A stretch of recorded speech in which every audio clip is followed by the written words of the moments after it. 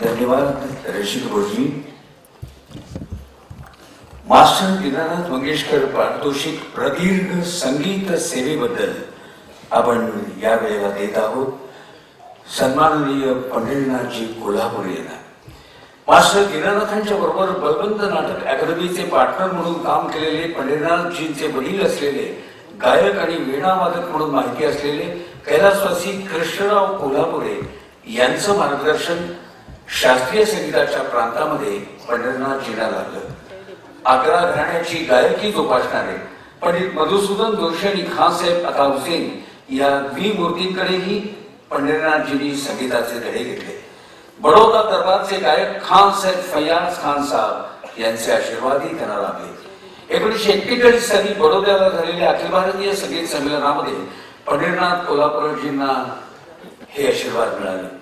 पंढरीनाथजींनी आपलं गाणं प्रथम आकाशवाणी मुंबई केंद्रावर वयाच्या अवघ्या 15व्या वर्षी सादर केलं आणि त्यानंतर त्यांना मागे वळून पाहायला लागलंच नाही. प्राध्यापक B.R. देवधर आणि गुरुबंधू पंडित कुमार गंधर्व यांच्या मार्गदर्शनाखाली पंढरीनाथजींचं गायन शिक्षण सुरूच राहिलं. गान योगी शिवपुत्र या नावाचं कुमारजींवरचं चरित्र, शब्द सुरांचे, बोल रुद्रवीणाचे या नावाचं स्वतःची कारकीर्द मांडणारं पुस्तक आणि नियामत खान साहेबांवरचं एक पुस्तक अशी 3 पुस्तकं आदरणीय पंढरीनाथजींनी लिहिलेली आहेत.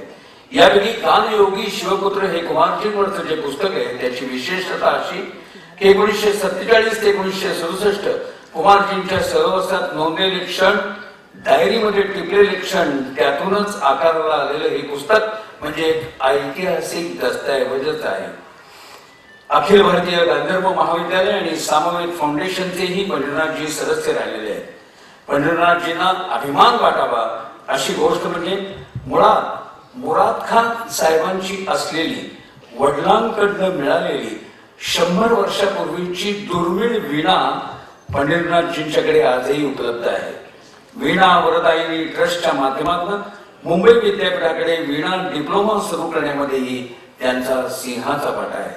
मी आदरणीय लता देवींना विनंती करतो की प्रदीर्घ संगीत सेवेबद्दलचा हा पंढरीनाथजींचा सन्मान आपण करावा आणि राधा मंगेशकरांना विनंती करतो की आपण दीदींकडे आपलं स्मृतिचिन्ह आणून द्या.